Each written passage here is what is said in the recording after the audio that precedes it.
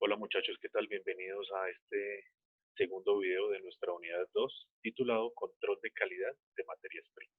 Entonces iniciemos con definir qué es el control de calidad. Pues es una actividad reguladora de tipo obligatorio que nosotros debemos cumplir, pues para garantizar tanto al consumidor la calidad de nuestros alimentos como también su calidad nutricional. Entonces, durante su producción, la manipulación, el almacenamiento, elaboración y distribución. Entonces, haciendo que sean inocuos y pues aptos para el consumo humano. También la conocemos como la utilización de parámetros tecnológicos, físicos, químicos, microbiológicos, nutricionales y sensoriales para lograr que un alimento sea inocuo y tenga flavors con el objetivo pues de proteger al consumidor tanto del fraude pues como también su salud. Entonces, ¿cuáles son las fases de este control de calidad? Entonces, las más importantes son principalmente tres. La primera, cuando se hace sobre las materias primas. Se busca pues la calidad organoléptica, nutricional, física, química y microbiológica. Normalmente suelen ser de tipo visual, físicas o instrumentales y pues se hacen con el fin de verificar la calidad mínima aceptada para que una materia prima pueda ser transformada o consumida. La segunda, pues es durante el proceso, se realiza pues durante el proceso de producción de los alimentos, sirve para definir la finalización de las etapas del proceso, la necesidad de agregar o no determinados ingredientes y también la toma de decisiones sobre ya lotes de producción. Y el control de calidad sobre producto terminado pues tiene que ver con las características físico-químicas, nutricionales, bioquímicas, microbiológicas y toxicológicas de los alimentos terminados. Entonces estos análisis se hacen con el fin de asegurar al consumidor la calidad de su producto y el cumplimiento de normas y estándares que están diseñados para cada uno de ellos, así como asegurar la inocuidad de los mismos.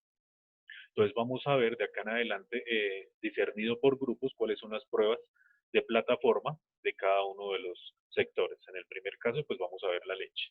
Entonces, para la leche se hace un análisis sensorial donde se determina el color, olor, sabor y textura. Sirven como indicativo pues del estado inicial de la leche, de posibles contaminaciones o descomposición por enzimas y bacterias que vienen naturalmente en la leche. La segunda es una prueba de densidad. Entonces, según el decreto 616 del 2006, la densidad de la leche cruda debe estar en un rango entre 1.027 a 1.035 gramos por mililitro. Esta prueba nos da indicativos sobre la adulteración de la leche por adicionado de agua o por espesantes. La temperatura. Entonces nos da información sobre los procesos de recolección y el transporte.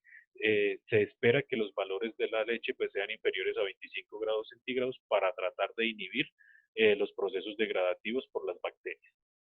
El pH, entonces el pH es una medición de la acidez o de la cantidad de ácido que tiene la leche. La leche tiene, pues en este caso, como ácido mayoritario el ácido láctico. Los valores en leche fresca van de los 6.3 a los 6.5 y pues la leche de consumo va de 6.4 a 6.3. Entonces nos da, como ya les dije, información sobre la acidez, sobre la degradación que se puede llevar a cabo por bacterias o enzimas y también sobre la mala manipulación al momento de hacer la recolección.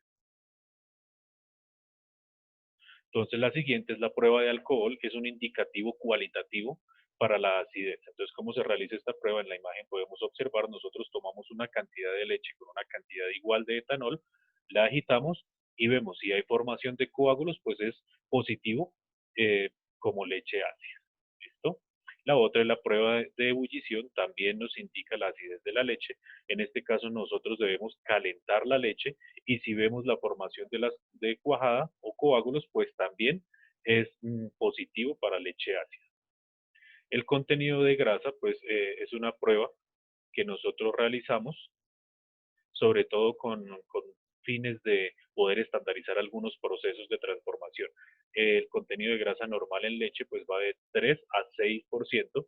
Se usa el método Gerber, que es un butirómetro, y pues se basa en la digestión parcial de los componentes de la leche, excepto la grasa. Entonces, para eso se usa el ácido sulfúrico. Acá en la imagen nosotros podemos observar que nosotros vamos a agregar 10 mililitros de ácido sulfúrico, 11 mililitros de leche y vamos a taponar el butirómetro, lo vamos a llevar a centrifugación y luego vamos a ver la cantidad de grasa que se separa. Este butirómetro pues trae una escala donde nosotros podemos determinar cuál es el porcentaje de grasa. Entonces seguimos con la prueba de la acidez. Ya esta es una prueba cuantitativa. Entonces en este caso pues vamos a reportar la acidez en función del porcentaje del ácido láctico.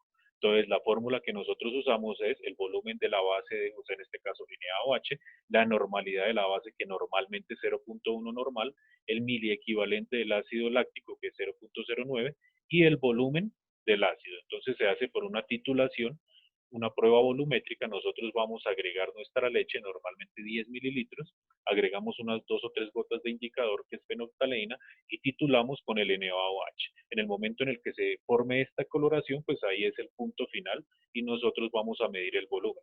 Si queremos expresar como grados Dornick, que también son importantes en agroindustria, pues este porcentaje que hallemos acá lo vamos a multiplicar por 100.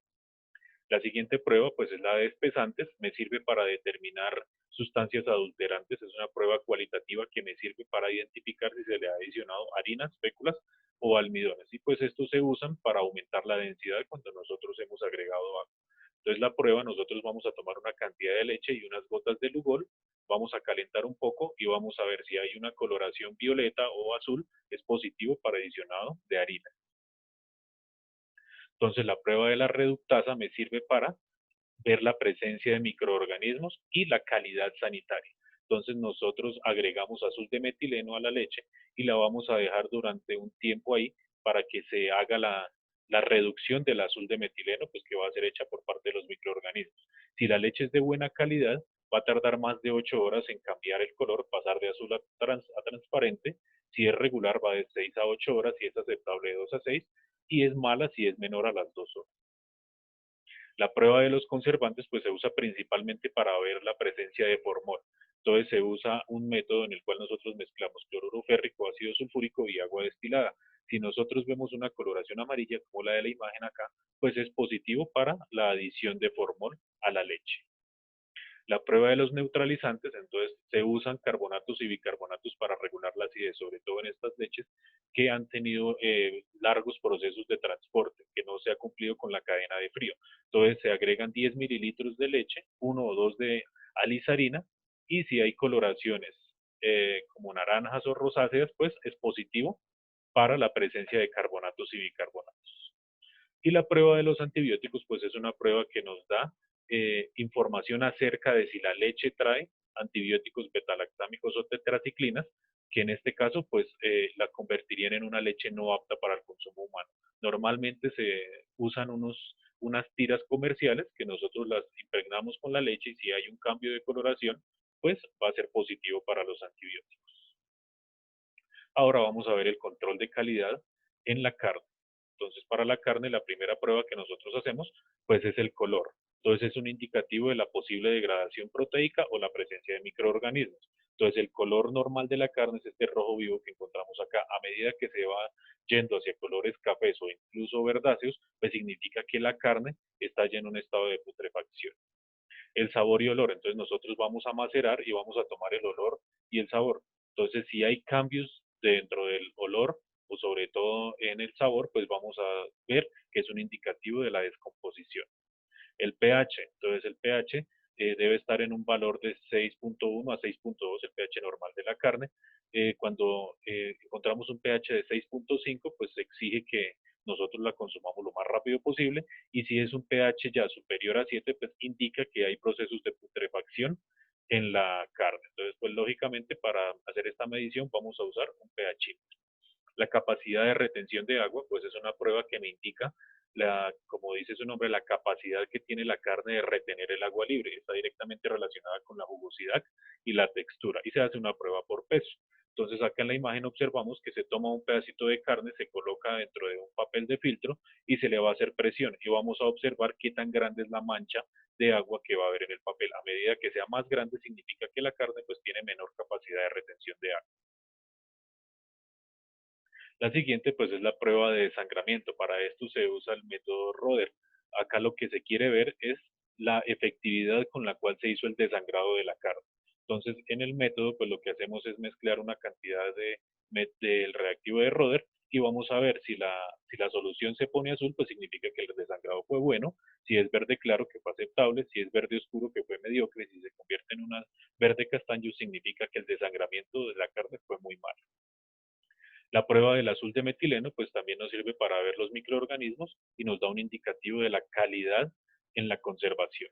Entonces, Si nosotros vemos que la velocidad de decoloración de esta prueba, de esta solución de azúcar de metileno es muy rápida, significa que hay mayor cantidad de microorganismos. La siguiente prueba pues es la aminosódica. Esta nos sirve para ver la alteración y la degradación proteica. Y pues el fundamento es la producción del amoníaco que va a hacer que nos cambie de color el papel indicador. Entonces eso significa que las proteínas de la carne ya se están degradando. La siguiente, la prueba de Herber o de amoníaco libre, nos sirve para ver la putrefacción en la carne.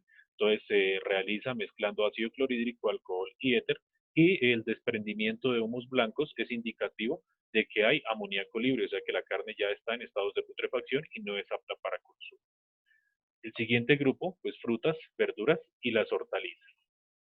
Entonces se hacen dos tipos de pruebas. Las primeras, las sensoriales, donde vamos a ver el color, que es un indicativo del estado de madurez, ayudándonos con las cartas de color, la textura, el olor, el sabor, la apariencia y el brillo. Estas pruebas pues son importantes para poder determinar de forma eh, sensorial pues cuál es la calidad de cada uno de las frutas y las verduras. Obviamente cada una tiene un olor, una textura y un sabor diferente, pues ya nosotros debemos ver cuál es el óptimo para cada una de ellas. Y las otras son las pruebas físico-químicas. En este caso, pues realizamos el pH, que se usa un pHímetro. Entonces, normalmente se toma una porción de la fruta, se licúa con agua destilada y se mide el pH. En el caso de las frutas que sueltan jugos o zumos, pues se toma directamente al zumo o jugo. Los valores pues pueden ir de 2 hasta 6, incluso llegando a la neutralidad. Entonces, la mayoría de las frutas y verduras tienden a ser ácidas. Luego los grados Brix, que pues es un indicativo de los azúcares y los ácidos orgánicos. Los grados Brix pues me muestran la densidad de una solución de sacarosa al 1% en masa. Entonces, para la medición de los grados Brix, pues nosotros usamos un refractómetro como el que observamos acá en la imagen. El color, pues también se hace o con cartas de color o con un colorímetro, que es un aparato especial que me mide por la interacción de la luz cuál es el color final de cada uno de los frutos. La firmeza me da una idea sobre el índice de maduración, se basa en la penetrabilidad que tiene las frutas, o sea, la posibilidad que tiene el instrumento, estas agujitas del instrumento, de atravesar la corteza de los frutos. La humedad, pues me da información acerca de la cantidad de agua que tiene el alimento. Entonces hay dos métodos. El método de hallar el porcentaje de humedad, que nosotros vemos la relación de la masa final con la masa inicial y se multiplica por 100. Se hace por calentamiento en el horno de 103 a 105 grados centígrados. Y para la medición de la actividad acuosa, pues usamos un higrómetro que lo que hace es medirme la presión de vapor que tiene el alimento. Siguiente, pues la acidez titulable. Este método pues ya lo hemos visto en grupos anteriores. También se hace por titulación. Usamos pues NaOH, va la misma fórmula. Lo único que nos va a cambiar pues es el miliequivalente. Listo, y acá pues ya no vamos a tener gramos, sino vamos a tener los mililitros del zumo o pues los gramos también de la fruta. En esta tabla podemos observar pues cuáles son los miliequivalentes dependiendo cada una de las fresas, entonces, de las frutas, perdón. Acá tenemos cuáles son las que usan el ácido cítrico, la ciruela, la manzana y la pera usan el ácido málico y la uva usa el ácido tartárico. Entonces, el índice de madurez nosotros también lo podemos encontrar para algunas frutas y es la relación que hay entre la acidez titulable dividido en los grados Brix. Y este es un indicativo fiable del estado de maduración de las frutas. Vamos con la medición de etileno. Entonces, el etileno es una hormona que promueve la madurez y la senescencia en los frutos. Entonces, cuando se acumula en cámaras de refrigeración, pues eso hace que la maduración sea más rápida. Entonces, el almacenaje y el transporte deteriora rápidamente las frutas si no hay un sistema de aireación que me elimine el etileno. Entonces, se usa un aparato especial que lo que hace es medir la concentración del etileno por un sensor electroquímico. Y la intensidad respiratoria pues me mide el grado de desarrollo y madurez. Normalmente se expresa como miligramos de dióxido de carbono por kilogramo de fruta en una hora. Entonces se usan aparatos que lo que hace es medir la cantidad de CO2 que está expulsando la fruta. Ahora vamos con las grasas y aceites. Entonces la primera pues también es realizar un análisis sensorial. En este caso vemos el olor, el sabor, el color y la apariencia. Pues dependen de cuál sea el tipo de aceite que estemos viendo o la grasa que estemos viendo. Cada una tiene características diferentes. La segunda es la densidad. Entonces, normalmente la densidad se mide para los aceites y es afectada por la rancidez y algún tratamiento especial que se haga al aceite. Los aceites normalmente son blanqueados, que significa que les vamos a retirar muchos de los compuestos que causan esos colores oscuros. Entonces, se usa por el método del pignómetro. La humedad, pues, se debe controlar debido a que la humedad, pues, es un factor que me aumenta la hidrólisis de los aceites y eso, pues, lógicamente me va a aumentar la acidez. Se mide, pues, en un horno a 60 grados centígrados con presión reducida para ver el cambio de peso al final.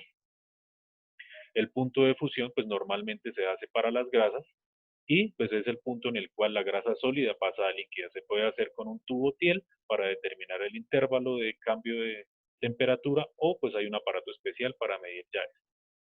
La siguiente, pues, es la acidez. Esta nos mide los ácidos libres y es un índice de calidad con respecto al deterioro. Entonces, se hace con una titulación de KOH y fenolftaleína y usamos la misma fórmula que nosotros vemos acá. En este caso, pues, debemos buscar cuál es el peso molecular del ácido principal. Si estamos hablando de aceite de oliva, pues será el del ácido oleico. La siguiente es la medición del índice de refracción. Entonces, me mide el grado de insaturación. Normalmente para los aceites se determina 25 grados centígrados, para las grasas parcialmente hidrogenadas a 40 y para las grasas hidrogenadas a 60 y para las ceras a 80 grados centígrados. Entonces se usa un refractómetro que me mide el índice de refracción. La siguiente es el índice de los peróxidos, entonces es una medida de la oxidación primaria de la grasa y de la rancidez. En Colombia pues se usa la norma técnica colombiana 236. En este caso, pues hacemos una titulación y hacemos luego el reemplazo en esta fórmula. El índice de saponificación, pues nosotros vamos a medir los miligramos de KOH que se requieren para saponificar un gramo de aceite o de la grasa. Entonces la norma técnica colombiana 335 me dice cuál es el procedimiento. Entonces nosotros agregamos el KOH y luego hacemos una titulación final con el ácido clorhídrico y usamos esta fórmula. ¿Listo? Entonces es el volumen final menos el volumen del blanco por la normalidad, el peso y este es el factor de saponificación. El índice de yodo pues también me mide el grado de insaturación. Se hace por la norma técnica colombiana 283 y se hace una titulación con tiosulfato de sodio. Ahora, los cereales. Entonces, en los cereales nosotros medimos la densidad que normalmente se conoce como peso hectolítrico, que es pues el peso en libras o kilogramos de un volumen determinado del grano. Acá en la imagen pues vemos que haya unos recipientes especiales de un volumen determinado y lo que hacemos es simplemente hallar la masa. La humedad, pues normalmente la humedad en los granos debe ser menor al 14% y está vinculado con los rendimientos en la transformación y generación de harinas y derivados. Normalmente se hace de 100 a 130 grados centígrados y se mira el cambio de peso para determinar el porcentaje de humedad. El peso de los 1000 granos, pues es un indicador del tamaño del grano, sobre todo para el rendimiento del trigo y del maíz.